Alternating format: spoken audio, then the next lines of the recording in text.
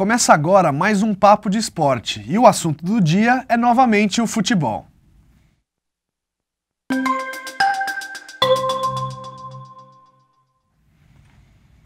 Eu sou Alexandre Salvador, editor da revista Veja, e tenho a companhia do repórter Luiz Felipe Castro, de Veja.com. E o nosso convidado é Amir Somoge, consultor de marketing e gestão esportiva. Essas palavrinhas estão na moda hoje, mas o Amir foi um dos pioneiros dessa área aqui no Brasil, que destrincha os balanços divulgados pelos clubes e aponta caminhos e soluções para os problemas do futebol nacional. Tudo bem, Amir? Tudo bom, Alexandre? Obrigado por aceitar o nosso convite. Eu que agradeço o convite, muito obrigado. Certo. Amir, eu vou começar, até eu tomando base, o Amir divulga, para quem não conhece, o Amir divulga anualmente, até de maneira mensal, bimestral, estudos a respeito dos números que aparecem em balanços, né, Amir? Geralmente dos clubes de futebol que têm que divulgar seus balanços minimamente com as informações básicas ou às vezes até com um certo detalhamento. E o Amir ele faz uma análise contextualizada desses números. O último balanço anual que o Amir se debruçou foi divulgado, foi relacionado aos números de 2014, né, divulgado agora em maio de 2015, e aqui nós temos, né, a gente pode até já mostrar o primeiro gráfico que mostra a receita total dos maiores clubes do Brasil. Nós temos aí que na última década, pelo menos, nós tivemos um crescimento exponencial desses valores e que em 2014 esse número já caiu em relação a 2013. Agora eu te faço a pergunta, Amir. Em 2015, essa queda vai ser ainda maior? Qual que é o seu prognóstico, assim, mesmo sem os números fechados? O cenário é exatamente esse. O que aconteceu com o mercado ao longo dos últimos anos foi um incremento muito grande, inicialmente com venda de atletas para o mercado internacional. Quando houve uma crise financeira internacional em 2008 e 2009, houve uma melhora do mercado de marketing no Brasil, é inevitável, só que esse número está estagnado desde 2012. Quem olha o gráfico percebe que em 2012 nós tivemos um grande salto em relação a 2011, com um novo dinheiro da televisão, um novo contrato televisivo, e desde então o mercado não cresce, ao ponto de 2014 ele está em retração já. Nós estamos falando em 3 anos estagnados, com os clubes gastando cada vez mais, sem retorno. Então a tendência em 2015 é uma redução do investimento dos clubes, quer dizer, nós estamos vendo clubes tentando reduzir folha, reduzir, né, essa exposição tão grande em gastos completamente desorientados. Estou falando na média, claro que você tem casos isolados de clubes que gastam muito. E eu vejo clubes com dificuldade extrema de fechar patrocínio, de ter realmente uma diversificação de ganhos com outras marcas. Tem uma dificuldade muito grande também de lotar os estádios, porque está todo mundo comemorando que os estádios estão lotados, mas eles não estão lotados. Tivemos uma melhora em relação à péssima situação que tínhamos. Mas ainda assim estamos muito distantes de poder comemorar. Então o brasileiro tem esse defeito também. Melhora um pouquinho, já sai comemorando, ao invés de perceber que isso é um processo longo, lento e constante. Que a batalha não está vencida, né? E os números financeiros dos clubes, muitas vezes muitos cartolas não gostam, mas demonstram a irresponsabilidade que eles têm na sua administração. Quer dizer, você ter clubes que faturam 200 e fecham com 80 de prejuízo, isso não pode ser considerado uma gestão eficiente, e está muito longe disso. E esses 80 milhões de prejuízo, considerando que eles pegaram empréstimos no banco, porque o dinheiro não existe, o clube não tem esse dinheiro, então ele vai no banco, pega empréstimo, paga juros e com esses juros ele vai fomentando essa bola de neve. Então nós temos um mercado enorme e a receita não cresce por, na minha opinião, incapacidade de entender quais são as diretrizes do departamento de marketing. Antes de passar a bola para o Luiz, eu só quero mostrar o próximo gráfico que a gente tinha separado, que mostra justamente o crescimento das receitas dos clubes, ou os clubes que tiveram maior crescimento nas suas receitas, e os clubes com maior queda.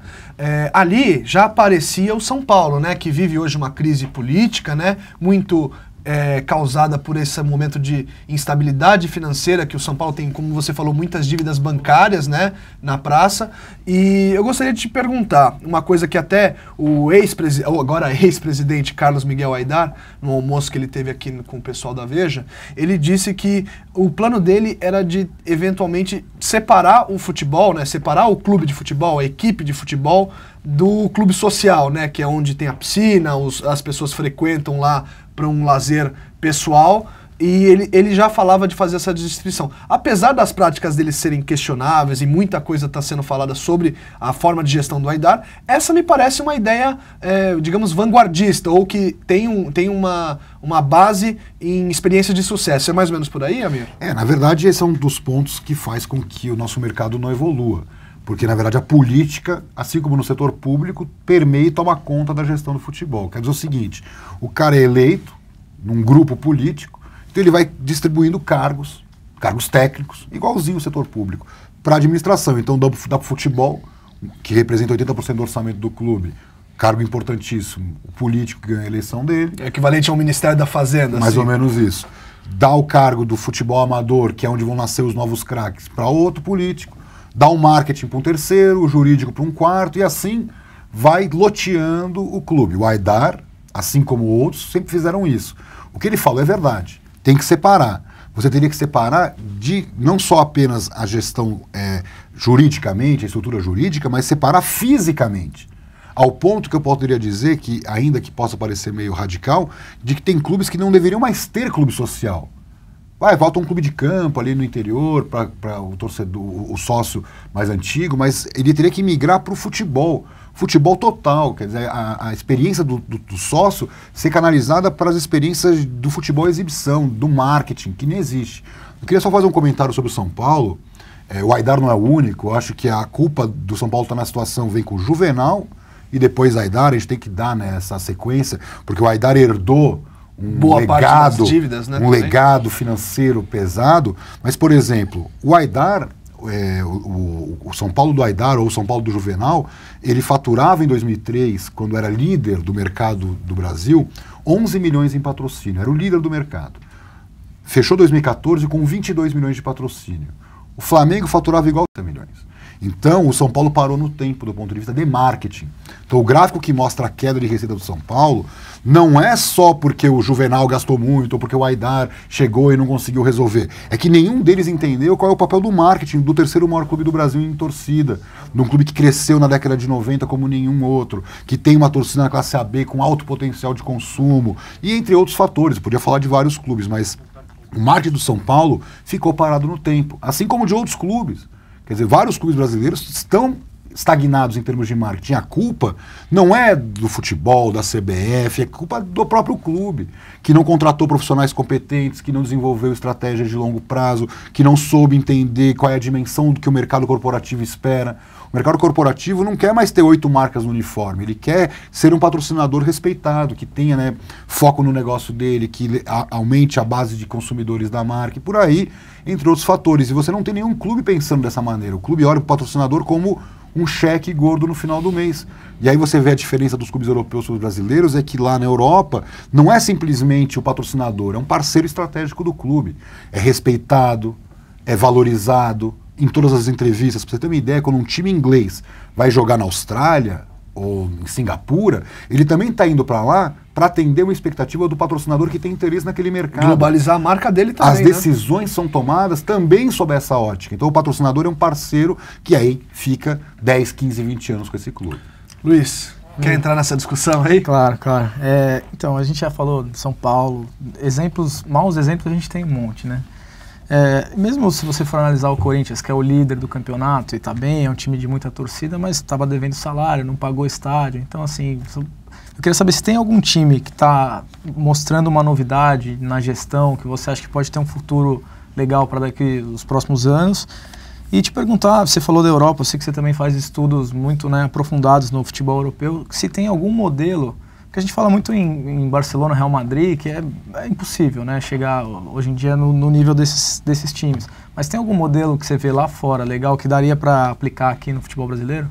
Bom, com relação a case, eu acho que o maior problema dos cases do futebol brasileiro, ou a ausência de cases, é que todos são falhos.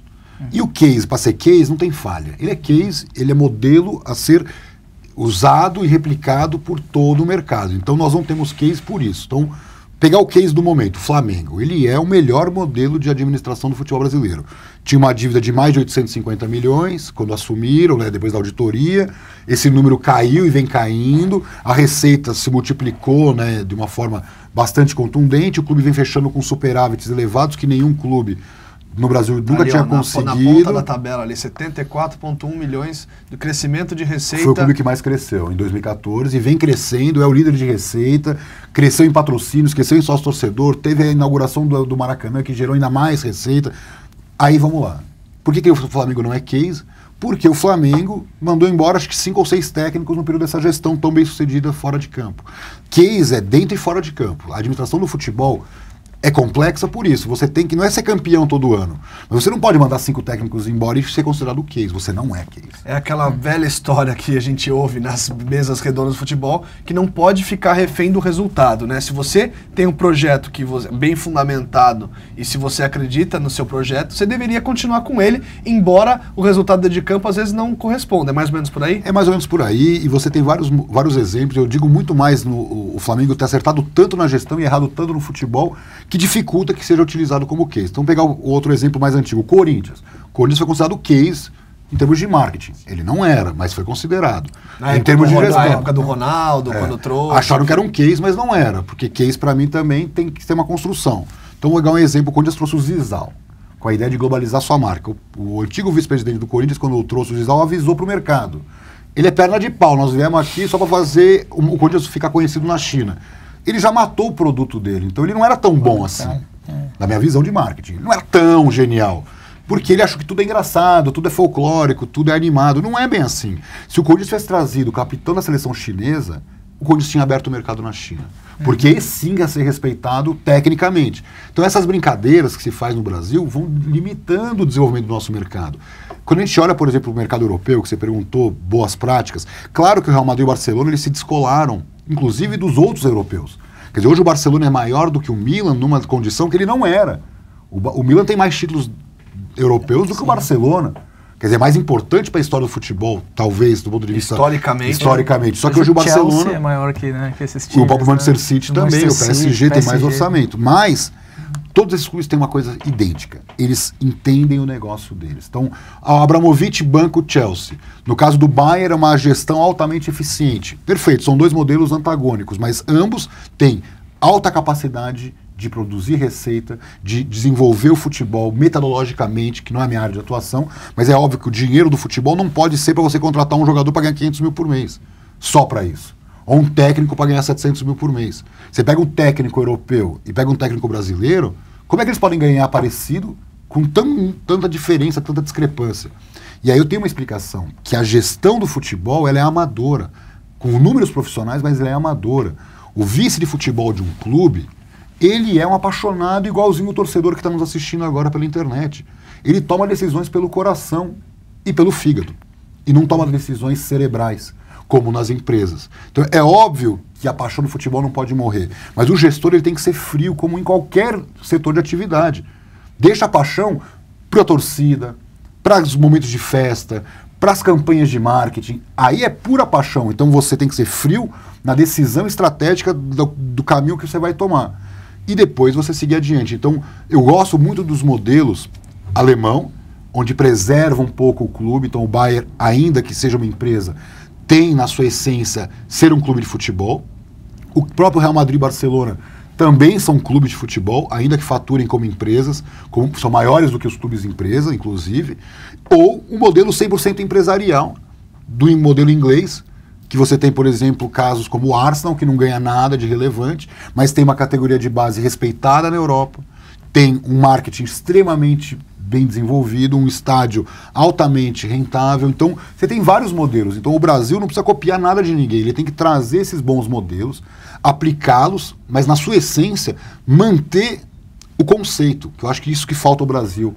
Do ponto de vista de marketing esportivo e de gestão esportiva, o Brasil não respeita conceitos.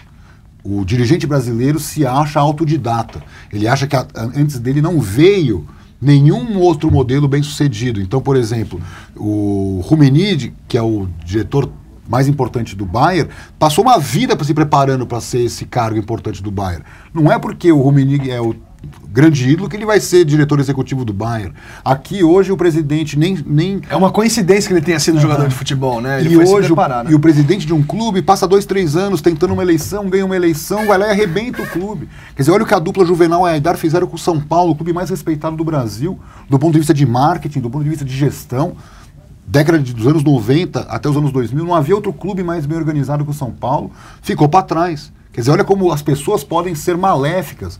Por isso que o modelo de administração que eu defendo para os clubes brasileiros é um presidente jovem ou de mentalidade jovem. Um homem pode ter 70 anos, ser aposentado e ser um ótimo gestor, mas a mentalidade tem que ser jovem. O que nós não podemos é ficar repetindo décadas e décadas de conceitos que não funcionaram para um novo modelo de clube que nós precisamos construir no Brasil. Então hoje os clubes brasileiros são insignificantes globalmente, por conta de tudo isso que eu acabei de falar. Eles não conseguem rentabilizar a sua torcida, que é gigantesca, eles mal conseguem se relacionar com o seu sócio-torcedor, e eles se agarram a modelos errados. Então, por exemplo, o sócio-torcedor, que é um sucesso no Brasil, ele nasceu errado. Está dando certo por vias tortas, mas ele nasceu errado. Porque mexe com uma paixão que invariavelmente vai trazer dinheiro, né? Na verdade, o meu erro, na verdade, é mais conceitual e técnico, porque o que acontece? O que é o sócio-torcedor? É um cara mais fanático. Mas que sócio-torcedor vai no jogo? Vai no jogo quando o time está bem. Quando o time está mal, ele não vai no jogo. Isso vale para todos os times do Brasil. Na Europa não é assim. O cara compra a cadeira. Então, ele não é sócio-torcedor. Ele é proprietário por um ano daquela cadeira. Então ele pagou muito mais caro para ver todos os jogos. Aí você lota o estádio. E aí você cria o segundo modelo, que é o sócio-torcedor. Então é o cara que não tem cadeira, mas sonha em poder ver um jogo. E dá uma carteirinha de sócio para ele. Na hora que vagar aquela cadeira, a primeira opção é dele. Então, hoje, tem clubes que tem 400 mil caras desse. E aqui no Brasil nós estamos achando que esse modelinho de cobrar R$19,90 por mês, vamos revolucionar o futebol. Os números cresceram, mas já estão atingindo, na minha opinião, o teto do ponto de vista de grana. Porque o cara, na crise econômica que nós estamos vivendo, a primeira coisa que ele vai fazer é cortar o sócio-torcedor. Porque ele não tem grande benefício. Ele vai pagar 80 num jogo, que custa 150. Esse é o benefício. Quando ele deveria estar na cadeira. Então o que acontece? Hoje os estádios estão vazios e a receita é menor por uma decisão equivocada dos clubes. Alguns clubes têm esse modelo. Os clubes do Sul têm esse modelo. O Atlético Paranaense tem esse modelo. O Grêmio Internacional, uma parte do seu estádio tem esse modelo. Tinha que vender o estádio inteiro para todo o torcedor. Então, não deveria existir ainda o sócio-torcedor. O Brasil não estava preparado para isso. Por quê? O sócio-torcedor teria que vir depois. Nós antecipamos. Perfeito. Agora nenhum estádio está lotado. Amir, pela sua experiência, o torcedor brasileiro, ele gasta tanto quanto um torcedor europeu ou gasta menos? E qual seria a solução, enfim, onde que poderia se investir para que ele gastasse mais com o clube dele? Porque eu tenho a impressão de que o torcedor se diz apaixonado, mas gasta pouquíssimo com o seu clube, né? É mais ou menos por aí? Gasta pouquíssimo. Na comparação é irrisório. Quer dizer, o que o torcedor brasileiro gasta em relação ao que um europeu ou até um americano, um asiático gasta é insignificante.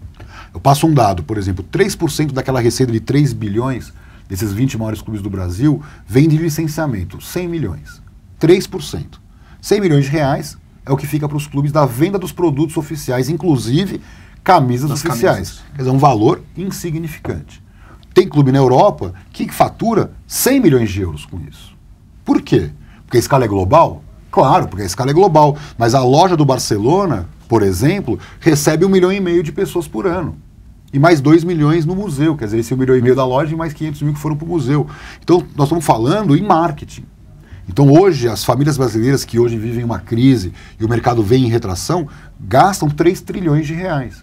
Um valor insignificante ficaria para os clubes, do ponto de vista de quanto que esse torcedor comprou de produtos oficiais, de quanto ele foi no estádio, que vai muito pouca gente. Há pesquisas que mostram que menos de 10% da população brasileira frequenta estádio de futebol, uma vez no ano que seja, bem diferente de outros mercados que tem a presença maior, e aí tem ligado muito à violência, a sensação de violência, a dificuldade de comprar um ingresso. Então você tem vários fatores que faz com que a torcida não vá aos jogos, mas é uma realidade. O torcedor brasileiro não contribui com o negócio. Poderia contribuir muito mais, mas o clube vai ter que chegar até ele. Então não adianta montar 100 lojas oficiais. Você tem que ter o seu produto no varejo tradicional, onde esse torcedor está no supermercado, no shopping. Você tem que chegar até ele e, principalmente, motivá-lo a consumir, porque é a mágica do marketing. O que faz o marketing? Constrói essa ponte entre o cliente final e a marca. Você tem que construir essa ponte para atrair o interesse. Agora, que torcedor brasileiro acorda de manhã e fala: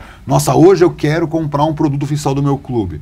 Ele vai ver na loja quando ele tiver algum interesse, mas ele não foi impactado, como nós somos o tempo todo pelo mercado publicitário. Então, os clubes brasileiros, eles querem ser um Barcelona, um Real Madrid, sem passar pelo processo de criação, pelo processo de desenvolvimento dessas marcas. Nenhuma dessas marcas que nós citamos aqui, podemos citar várias, construíram esse negócio em 2 anos, em 6 meses. Isso é uma década. Por isso achar que o mandato do presidente, que dura geralmente 2 anos, vai mudar muita coisa, é ilusão, né? Eu morei em Barcelona em 2000, 2001. O Barcelona estava morto. Foi a partir de 2003, com a eleição do Laporta, que eles repensaram. Né? E veio depois, o Ronaldinho veio depois. O processo começou antes, em 2003. Para o Barcelona chegar em 2015 e ser o maior clube do mundo. O Manchester começou na década de 90 seu processo de internacionalização para ir para a Ásia, depois Oceania, depois Estados Unidos. Tem ações do Manchester em 2003 nos Estados Unidos, lotando o estádio. Nós estamos em 2015. Quer dizer, olha o tempo que demorou para construir.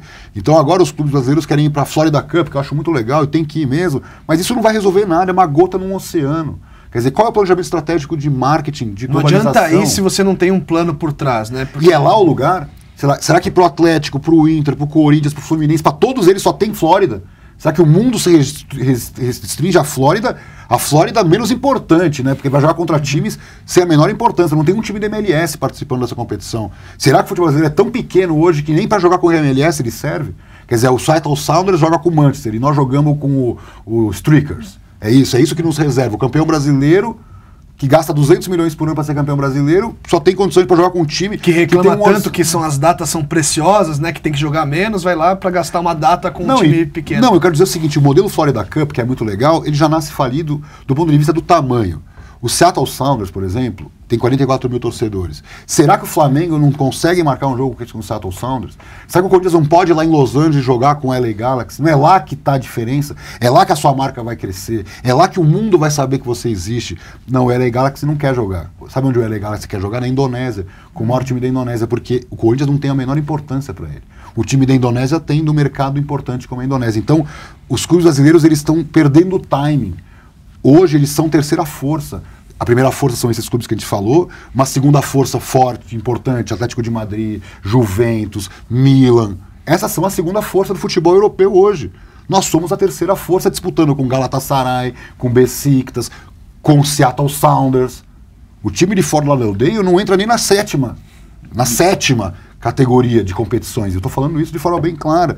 Os clubes brasileiros não têm ideia da sua importância. O São Paulo é tricampeão do mundo. Esses clubes que eu citei, muitos deles nunca vão chegar nem perto disso. De um campeonato mundial, né? O Corinthians foi campeão do mundo, invadiu Tóquio, invadiu o Japão, né? Fez os corintianos brincam, mas é uma verdade, foi uma migração... 20 mil pessoas. Sei lá, uma migração em época de paz que sim, nunca se viu no mundo. Sim. Quer dizer, como é que o Corinthians não cresceu nas redes sociais? Eu fiquei monitorando. O mês seguinte do título mundial era como se tivesse ganho um paulista, sabe? Enquanto o Barcelona, o Bayern, o Chelsea, a Juventus... Os de primeira, de segunda vai para uma excursão amistosa e faz um alvoroço. Eles trabalham com duas perspectivas, presença física e presença comercial, no mundo inteiro.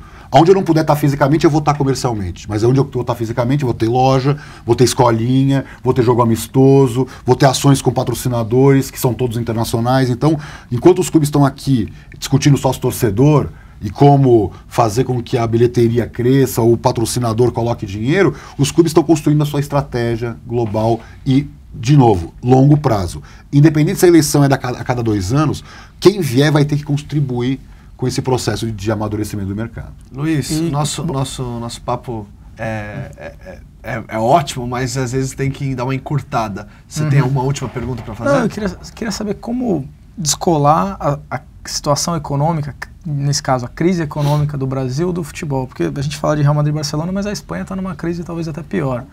E por outro lado, na Itália, que também está mal, os clubes afundaram junto. O campeonato italiano hoje não é metade do que era nos anos 90, né? Nos anos 90, então. Que era líder do mundo, era a Premier League da época. Era o sonho, hoje em dia, o campeonato italiano. Então, como descolar, como que o Real Madrid e o Barcelona conseguiram isso? E se você acha que a crise econômica do Brasil pode atrapalhar muito o futebol brasileiro? É aquele ponto, eu faço sempre uma analogia com o Brasil, quer dizer, o futebol brasileiro parece o Brasil, é um país com enormes possibilidades, potencial gigantesco, mas se o investimento não acontece, vivemos a situação que nós estamos vivendo, alta inflação, recessão. O futebol está igual, nós temos um potencial enorme, Nenhum país do mundo talvez tenha tamanho potencial para crescer nessa área, mas o investimento equivocado, por exemplo, gastamos 8 bilhões e meio em estádio. Boa parte desses 8 bilhões e meio não estão resolvendo o problema da melhora de público do estádio. Você tem meia dúzia de estádios que dão um certo resultado, mas... Então, assim, esse é o grande ponto. Nós temos que evoluir. Quer dizer, a evolução se dá por esse processo de investimento de longo prazo, de pensar estratégia. Então, por que um europeu alcança os seus objetivos e nós não conseguimos? Porque a estratégia muitas vezes vem antes do faturamento. Qualquer pessoa que estiver me ouvindo e quiser tentar fazer negócio com um clube, basta conseguir um patrocinador e senta no clube. O clube não tem a estratégia. A Florida Cup não é a estratégia do clube. Alguém trouxe o modelinho fechado, o pacotinho feito, me interessa, vamos, você paga isso, me dá aqui um centavinho aqui e eu fui. A Europa, o cara se preocupa demais com a sua marca. Nem que me custe. Talvez me custe dinheiro eu ter que botar de pé esse projeto, mas é a minha marca, são os meus interesses, e aí que acontece, uma marca sólida como essa, com decisões claras, atrai, obviamente, o interesse de patrocinadores, porque o patrocinador busca o que no mercado?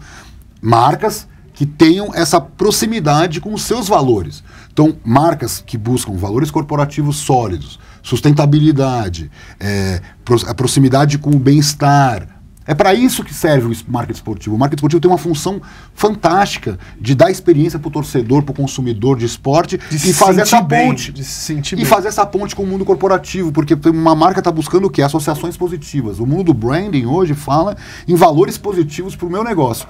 E o futebol tem que ser um valor positivo. Então, quando uma marca como a que patrocina a FIFA vai a público e reclama da FIFA, ela está dando um recado dizendo o seguinte: não é para isso que eu estou patrocinando a FIFA ou o futebol. Então é isso que os clubes brasileiros têm que perceber, que nós temos hoje o maior mercado de mídia e entretenimento entre os emergentes, só perdemos para a China, temos uma publicidade altamente criativa, um mercado corporativo totalmente sólido e estruturado, e o futebol em frangalhos por má administração. Então, na minha visão, e pode parecer cruel, mas assim, se os clubes continuarem elegendo presidentes com esse perfil boleirão, que eu sei qual é o caminho do clube, tem que ser campeão a qualquer custo. Mas tá tudo no peito. E assim, categoria de base, eu é que mando, não tem auditoria séria, não tem compliance, não tem preocupação, o próprio conselheiro do clube não tem essa preocupação, qual é a imagem que estão passando para o mercado. Então o Barcelona e o Real Madrid se descolaram porque, primeiro, eles não são mais espanhóis, no caso do Barcelona catalão e no caso do Madrid espanhol, eles são globais, quiseram ser assim, porque eles perceberam que é o seguinte: o Real Madrid, por exemplo, tinha 20 milhões de torcedores na Espanha, o Barcelona 12. Como eu vou viver com 12 milhões? A capital da Catalunha tem 1,5 milhão de habitantes, Barcelona. Quer dizer, o Barcelona hoje é o maior clube do mundo em torcida, tem mais que o Real Madrid. Quer dizer, será que isso não é uma indicação, por exemplo, para clubes como Santos, Cruzeiro, Grêmio, Inter, que não conseguem mais crescer no Brasil, não tem jogos transmitidos? Vai buscar torcedor do outro lado do mundo. Crie, com a sua marca, com a sua história, com a sua tradição, essa aderência para novos mercados, como os europeus e os americanos fizeram. Porque você depender, como o Brasil está vivendo hoje, de uma crise, em que a torcida de futebol do Brasil hoje, perdendo renda, talvez pare de pagar o sócio torcedor, não vai comprar camisa, não vai comprar o ingresso. E aí? O que vai ser desse mercado? Então, fazer projetos de internacionalização não é simplesmente para agradar um patrocinador, é a sobrevivência de qualquer clube no mercado em crise. Então, só para finalizar, o que se fala muito aqui no Brasil quando eu falo isso, em eventos, não, primeiro nós temos que pensar no torcedor que está em Manaus, que está em Brasília, que está em Salvador, para depois pensar na internacionalização. E essa visão excludente é que fez com que o Brasil chegasse onde chegou até hoje. Não tem que excluir. Você tem que buscar o cara de Manaus e o cara da Indonésia e Singapura. Se você não tem condições de fazer isso, monte equipe para fazer isso. Você contrate uma agência, você monte. Você tem dinheiro para isso. Agora o que não dá é pagar 800 mil reais para um técnico e não conseguir nem atingir o público lá em Manaus e nem em Singapura. Time perde 3 jogos, você demite o técnico. E você demite o técnico. Nunca se demitiu tanto técnico no futebol brasileiro. Quer dizer, então nós estamos igual na década de 70, 80 e 90. Espero que... Bom, Amir, muito obrigado pela oportunidade, foi um ótimo papo. Espero que os treinadores, os dirigentes, mas melhor dizendo, os dirigentes do futebol brasileiro estejam assistindo o TV já aqui para poder pegar algumas inspirações. De novo, agradecendo ao Amir, agradecendo ao Luiz. Valeu. E espero vocês no próximo Papo de Esporte.